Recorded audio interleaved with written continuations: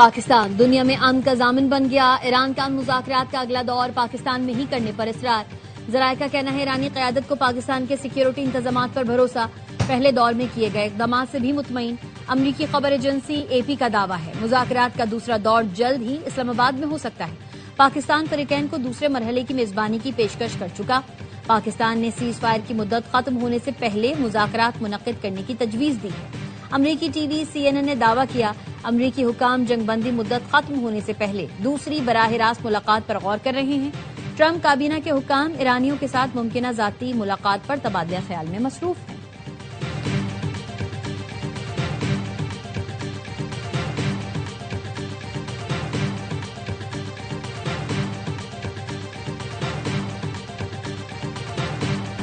اسلام آباد مذاکرات کو آگے بڑھایا جائے، فرانسیسی صدر کا امریکی اور ایرانی ہم منصب سے گفتگو میں مطالبہ۔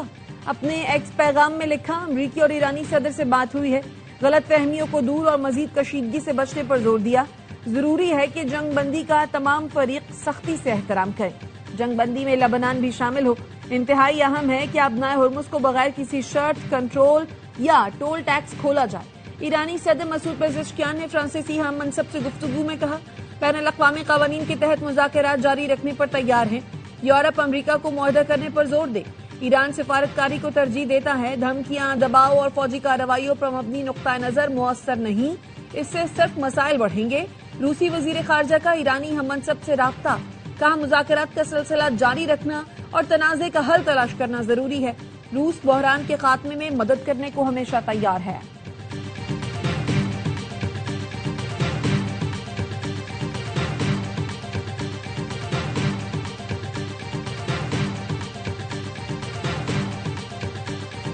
تاریخ کی درست سمت میں کھڑے ہونے کو تیار ہیں، چینی صدر کا اعلان، کہا ہمیں جنگل کے قانون کی مخالفت کرنی چاہیے، کسی ملک کی خود مختاری میں مداخلت ناقابل قبول ہے، تمام ممالک کی سلامتی اور علاقائی سالمیت کا احترام کیا جائے۔ چینی صدر نے مشرق وسطیٰ کے لیے 4 نکاتی ویژن پیش کر دیا، مشرق وسطیٰ کو ترقیاتی مواقع فراہم کرنے کی پیشکش۔ چین کے صدر اور اسپین کے وزیر اعظم کی ملاقات، وزیر اعظم اسپین نے کہا اسرائیل بین الاقوامی قوانین کی مسلسل خلاف ورزی کر رہا ہے، ہم آواز اٹھا رہے ہیں اس لیے ہمیں دھمکیاں دی جا رہی ہیں۔ چین کے ساتھ تعلقات مضبوط کرنا اسپین اور یورپ کے مفاد میں ہے۔ چین کے صدر سے ابوظہبی کے ولی عہد کی بھی ملاقات، دو طرفہ امور اور خطے کی صورتحال پر بات ہوئی۔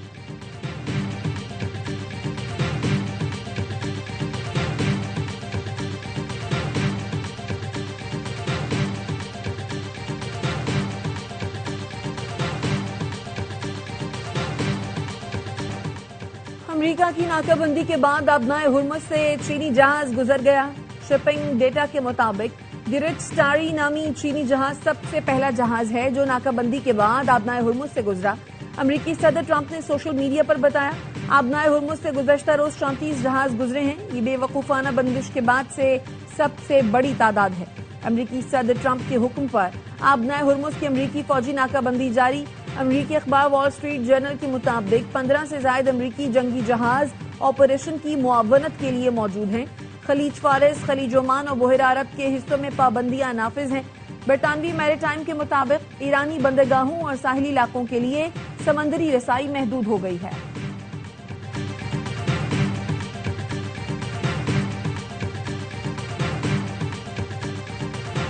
امریکی نائب صدر جے ڈی وینس نے وزیر اعظم شہباز شریف اور فیلڈ مارشل عاصم منیر کی قیادت کو اسٹیٹس مین شپ قرار دے دیا، کہا ایران سے مذاکرات کو وزیر اعظم شہباز شریف اور فیلڈ مارشل عاصم منیر نے ممکن بنایا۔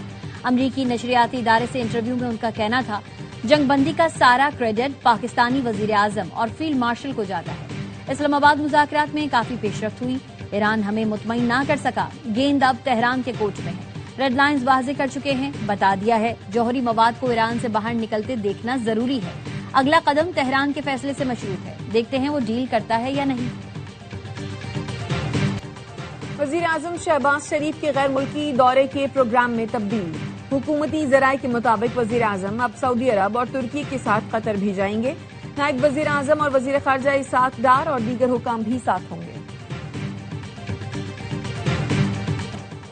آبنائے ہرمز کی سیکیورٹی کو کوئی فریق خطرے میں نہیں ڈال سکتا، قطری وزارت خارجہ کے ترجمان ماجد الانصاری نے کہا ہے آبنائے ہرمز کھولنے کے لیے کوئی پیشگی شرط نہیں ہونی چاہیے، اپنے شراکت داروں کے ساتھ رابطے میں ہیں تاکہ اس راستے کو کھلوا کر عالمی نقصانات کو روکا جا سکے۔ ترجمان نے واضح کیا قطر کو پاکستان میں مذاکرات کے نئے دور کی تصدیق کا انتظار ہے۔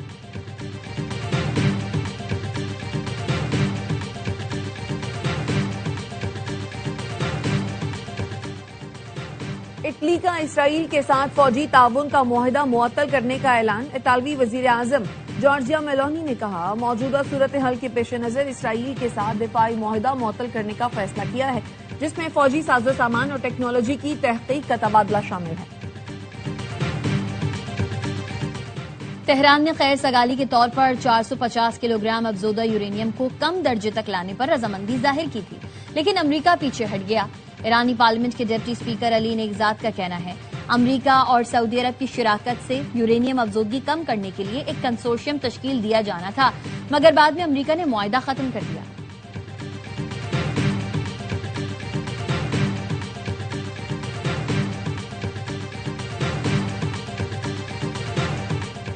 پاکستان کسی بھی جارحیت کا منہ توڑ جواب دینے کے لیے تیار ہے۔ سربراہ پاک بحریہ ایڈمرل نوید اشرف کا پی ایف اکیڈمی رسال پور میں کیڈٹس کی پاسنگ آؤٹ پریڈ سے خطاب۔ کہا پاکستان کی سیاسی اور عسکری قیادت کی کوششوں سے امریکہ اور ایران کے درمیان جنگ بندی ممکن ہوئی۔ امید ہے خطے میں امن و استحکام اور ترقی کی راہ ہموار ہوگی۔ پاکستان فضائیہ کی جانب سے فلائنگ پاسٹ کا بھی مظاہرہ کیا گیا۔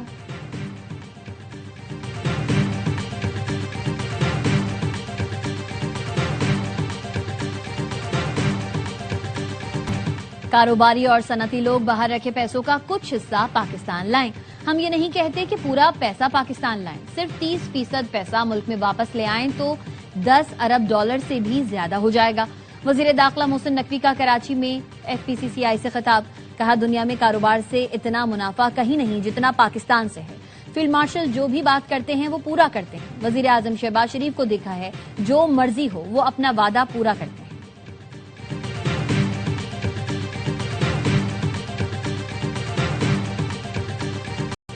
وزیر اعلیٰ پنجاب کا گندم کے کاشتکاروں کو 6 ارب روپے کا باردانہ مفت دینے کا اعلان۔ رجسٹرڈ کاشتکاروں کو خریداری مرکز سے فی ایکڑ 10 بوریاں ملیں گی۔ کاشتکاروں سے 3,500 روپے فی من کے حساب سے گندم خریدنے کی ہدایت۔ مریم نواز کہتی ہیں زرعی ترقی کو پائیدار بنیادوں پر استوار کیا جا رہا ہے، کسان کو متاثر نہیں ہونے دیں گے۔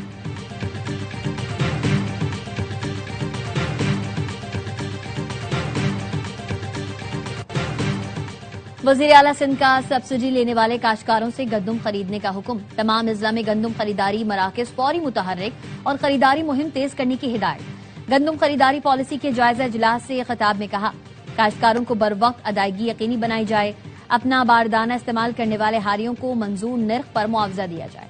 اجلاس کو بتا دیا گیا گندم کی امدادی قیمت 3500 روپے فی 40 کلو گرام مقرر ہے۔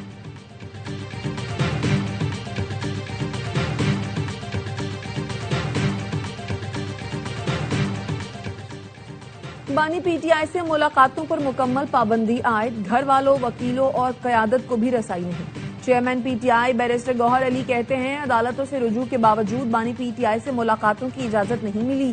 بانی سے ہفتے میں 2 ملاقاتوں کی روایت بھی ختم کر دی گئی، اب آدھے گھنٹے کی ملاقات بھی ممکن نہیں رہی۔ بشرا بی بی، اہل خانہ اور ڈاکٹر کو رسائی نہ دیے جانے پر تشویش ہے۔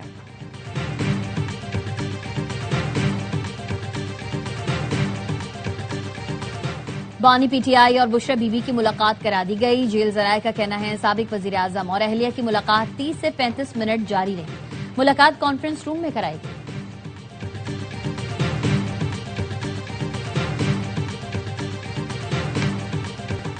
مقامی اور بین الاقوامی مارکیٹوں میں سونے اور چاندی کی قیمتوں میں اضافہ۔ پاکستان میں فی تولہ سونا 4600 روپے مہنگا ہو کر 4,99,962 روپے کا ہو گیا۔ بین الاقوامی مارکیٹ میں فی آؤنس سونا 46 ڈالر مہنگا ہو کر 4,776 ڈالر کا ہو گیا۔ پاکستان میں فی تولہ چاندی 326 روپے اضافے سے 8,260 روپے کی ہو گئی۔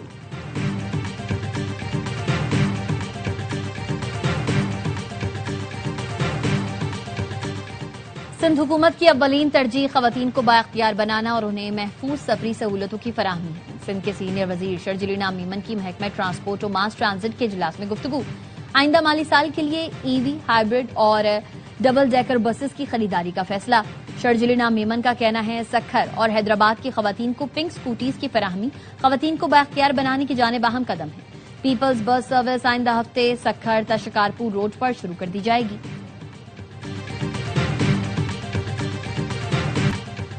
ایم کیو ایم پاکستان کا سانحہ گل پلازا کی تحقیقاتی رپورٹ پبلک کرنے کا مطالبہ۔ فاروق ستار کہتے ہیں کس کو ذمہ دار ٹھہرایا گیا، کس کی مجرمانہ غفلت ہے، یہ عوام کو پتہ چلنا چاہیے۔ وزیر اعلیٰ، وزیر داخلہ اور میئر سمیت تمام عہدیداروں پر تلوار لٹکتی رہے گی۔ وزیر بلدیات سے ناصر شاہ کا رد عمل، کہا فاروق ستار کی باتوں کو سنجیدہ نہیں لیتا۔ سانحہ گل پلازا کی جو انکوائری ہوئی اس کے مطابق گل پلازا کی لیز غیر قانونی طریقے سے دی گئی تھی۔ اس وقت کراچی کے میئر فاروق ستار تھے۔ امیر جماعت اسلامی حافظ نعیم الرحمان کا پیٹرول کی قیمتوں میں فوری کمی کا مطالبہ، کہا پیٹرول مصنوعات پر عائد ٹیکس اور لیوی کو فوری طور پر ختم کیا جائے۔ پیٹرولیم مصنوعات پر لیوی کے نفاذ کو عدالتوں میں چیلنج کریں گے۔ ٹیکس کا سارا بوجھ غریب اور مڈل کلاس پر ہے، اشرافیہ کو مراعات دی جا رہی ہیں۔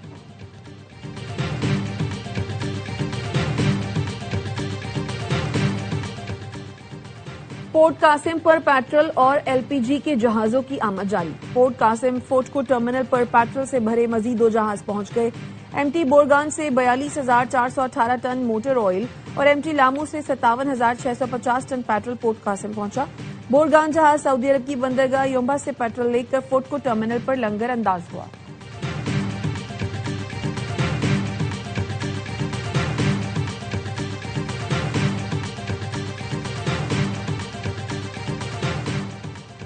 کراچی میٹرک بورڈ کے امتحان میں پیسوں کے عوض نقل کرانے کا انکشاف۔ National grammar school Shadman town, Malir grace academy learning school Quaidabad کو بلیک لسٹ کر دیا۔ دونوں امتحانی مراکز کے سپرنٹینڈنٹ بھی معطل۔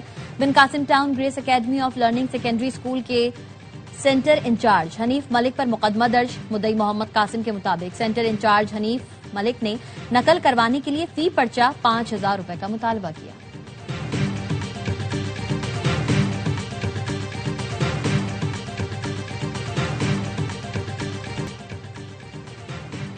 وزیر داخلہ محسن نقوی کی کراچی سے عراق تک فیری سروس کی فیزیبلٹی تیار کرنے کی ہدایت، کہا فیری سروس سے زائرین کو عراق جانے میں سہولت ملے گی۔ وزیر داخلہ کا کراچی میں Pakistan coast guards headquarters کا دورہ، یادگار شہداء پر حاضری دی، کوسٹ گارڈز کے شہداء کو خراج عقیدت پیش کیا۔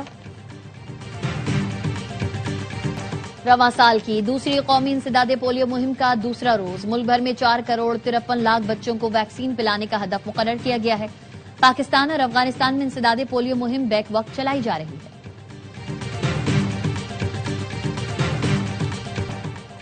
ملک میں بارشوں کا ایک اور سسٹم داخل ہونے کو تیار۔ 16 سے 19 اپریل کے دوران مری، گلیات، اسلام آباد اور پنجاب میں وقفے سے بارش اور ژالہ باری متوقع۔ خیبر پختونخوا، گلگت بلتستان اور کشمیر میں موسلا دھار بارش، پہاڑوں پر برف باری کا امکان۔ بلوچستان اور سندھ میں گرد آلود ہوائیں چلیں گی، بارش بھی ہو سکتی ہے۔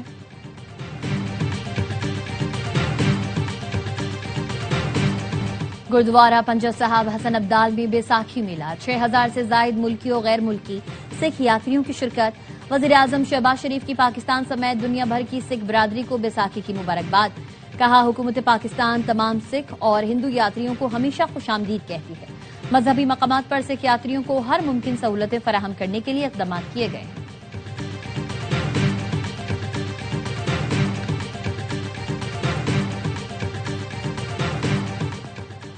پی سی بی نے زمبابوے کے فاسٹ بالر بلیسنگ مجرابانی پر 2 سال کی پابندی لگا دی۔ مجرابانی 2 سال تک پی ایس ایل کا حصہ نہیں بن سکتے۔ فاسٹ بالر پر معاہدے کی خلاف ورزی پر پابندی لگائی گئی۔ مجرابانی بغیر کسی ٹھوس وجہ کے لیگ چھوڑ کر چلے گئے تھے۔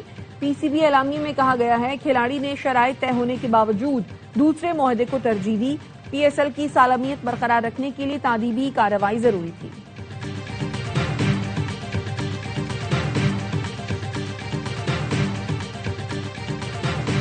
اور ہر لمحہ پرجوش P S L special, Waseem Badami کے معصومانہ سوالات، باسط علی اور کامران اکمل کے جاندار تبصرے، شاہد ہاشمی اور نجیب الحسین کی ماہرانہ رائے، اداکارہ انم تنویر آج بنے گی مہمان، سامنا کریں گی دلچسپ سوالات کا، عادی اور مصطفیٰ چودھری مسکراہٹیں بکھیریں گے۔